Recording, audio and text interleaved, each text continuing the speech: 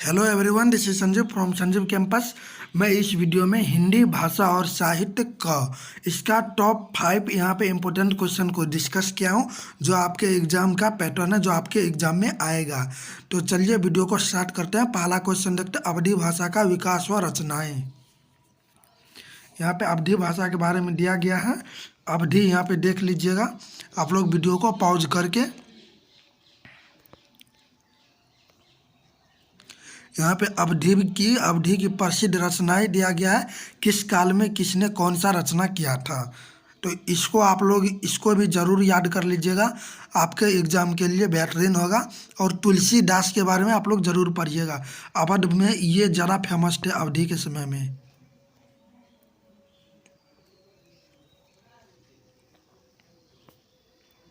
चलिए अगला क्वेश्चन देखते हैं।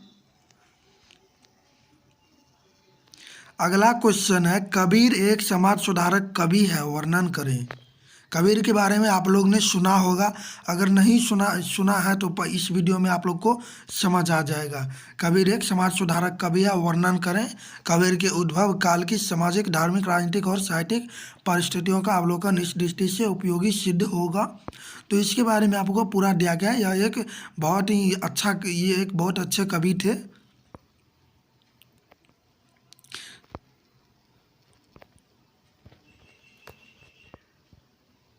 यहाँ पे देखिए, सुधारक कवि के व्यक्तित्व के विभिन्न पक्षों का विवेचना इस प्रकार से प्रस्तुत है। और ये इसके प्रमुख दोहे हैं, ये सब जो यहाँ पे लिखा था इसी का अर्थ के सहित है। यहाँ पे देखिए, एक कनक अरु कामनी दुर्गम घाटी डोई, चलो चलो सब कोई कहे पहुँचे बिरला कोई। तो इसी का यह इम्पोर्टेंट दोहा है।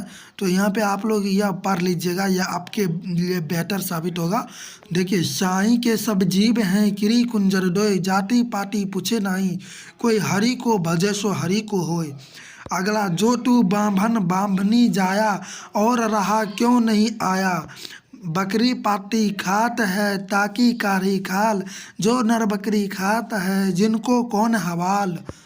तो इसी का प्रमुख रचना है यहाँ पे। इसी प्रकार से उन्होंने मुसलमान को फटकारते हुए कहा था, यहाँ पे दिन को रोजा रखत हैं, राती हनत हैं गाय, या तो खून व बंदगी कैसे खुशी खुदाए।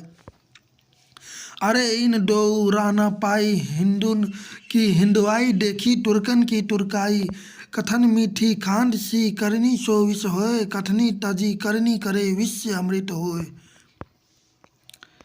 यहाँ पे संत न छोड़े संतई, कोटिक मिले असंत मलय, भुंग गही बोधिया शीतलता न तंजत, कबीर सोई पीर है जो जाने न पीर, जो पर पीर न जान है सो काफिर हुए पीर। दशरथ सुत तिहु लोक बखाना, राम नाम का मरम न जाना, जाके मुँह माथा नहीं नहीं रूप स्वरूप, माला फेरत जुग भया भया ना मन का फेर, मन का डरी दे मन का फेर, माला तो कर में फिरे जीव फिरे मुख माही, मनवा तो चन्हु दिसी फिरे यह तो सुमिरन नाही। तो आप लोग को यह जरूर पढ़ना है। कबीर के बारे में आप लोग को लॉन्ग में आ सकता है, कबीर के बारे में बताएं, इसका जीवन पर प्रकाश डालें, जीवन दर्शन के बारे में बताएं। तो अगला क्वेश्चन है, हिंदी साहित्य का आरंभ कब से माना जाता है। सारा VVI क्वेश्चन है, यहाँ पे सारे को आपको पढ़ के जाना है। यहाँ पे हिंदी साहित्य के आरंभ के बारे में यहाँ पे दिया गया है। आरंभ देखिए 8वीं शताब्दी से माना जाता है। हिंदी साहित्य को 4 भागों में यहाँ पे बांटा गया था। तो चारों भागों के बारे में यहाँ पे दिया गया है। सबसे पहले आदिकाल के बारे में दिया गया है। तो सारे काल के भी बारे में आपको पढ़ना है। यह बहुत ही अच्छा क्वेश्चन है, यह आपको एग्जाम में 100% चांस है कि एग्जाम में आ सकता है। भक्ति काल फिर से देखिए। अगला 1650 से 1850 ईस्वी। अगला आधुनिक काल का है, 1850 से अब तक का समय। इसको भी 2 विभक्त में कर दिया। 19वीं शताब्दी में कहाँ तक यह पहुंचा था हिंदी का विकास, और उसके बाद 20वीं शताब्दी में कहाँ तक यह विकास पहुंचा। अब यह 20वीं शताब्दी के बारे में दिया गया है।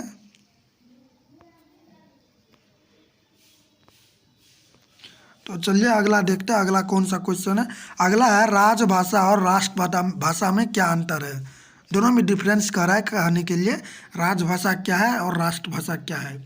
तो देखिए, देशी भाषा की जब बात होती है तो अक्सर पूछे जाते हैं, चर्चा में आ जाती है, जैसे राजभाषा क्या और राष्ट्रभाषा क्या है। तो इसका विवरण दिया गया है, राजभाषा और राष्ट्रभाषा। सबसे पहले यहाँ पे राष्ट्रभाषा किसे कहते हैं इसके बारे में दिया गया है। उसके बाद राजभाषा और राष्ट्रभाषा भाषा में अंतर, डिफरेंस कर रहा है, तो इसके बारे में डिफरेंसेस यहाँ पे दिए गए हैं। अब यहाँ पे राजभाषा क्या इसके बारे में दिया गया है थोड़ा। उसके बाद देखिए, राष्ट्रभाषा या पूरे राष्ट्र की भाषा होती है, यहाँ पे राष्ट्रभाषा के बारे में यहाँ पे दिया गया है, और यहाँ पे राजभाषा के बारे में। उसके बाद यह भी वेरी वेरी इंपॉर्टेंट है, हिंदी भाषा के विकास का वर्णन कीजिए। तो हिंदी भाषा का कहाँ तक विकास पहुँचा, किस प्रकार से विकास आरंभ हुआ, उसी के बारे में दिया गया है। वेद का रचना जिस भाषा में हुई उसे मूल भाषा कहते हैं। जब मूल भाषा में वेद जैसे उन्नत साहित्य का सृजन होने लगा तो उसका रूप स्वरूप के रूप में परिणित होने लगा, संस्कृत के रूप में। परंतु विचारणीय है कि हिंदी के एकाएक साहित्य रूप में धारण नहीं किया होगा। पहले वह साधारण बोलचाल की भाषा रही होगी, फिर धीरे धीरे उसका साहित्य में प्रयोग हुआ होगा। यहाँ पे कहना है कि मतलब हिंदी, यहाँ पे सर्वप्रथम हिंदी का शुरुआत इस प्रकार से नहीं हो गया था। सर्वप्रथम आपका वेद जो है संस्कृत में रचना शुरू हुई थी, लेकिन हिंदी जो है बोलचाल का वहाँ पे भाषा होगा, वहाँ पे ग्रामीण भाषा होगा, धीरे धीरे यह प्रयोग में आने लगा। यहाँ पे देखिए, हिंदी की उत्पत्ति का उद्भव सन आपको 1000 ईस्वी के पश्चात मध्यकालीन आर्य भाषा के अंतिम रूप अपभ्रंश भाषाओं ने शनै शनै बदलकर आधुनिक भारतीय आर्य भाषाओं का रूप ग्रहण कर लिया था। इसको दूसरे भाषा को बदलकर इसको भारतीय आर्य भाषा के रूप में ग्रहण किया गया था। यहाँ पे देखिए, हिंदी भाषा के विकास के क्रम को निम्नलिखित कालों में विभाजित कर सकते हैं। प्राचीन काल में हिंदी का विकास।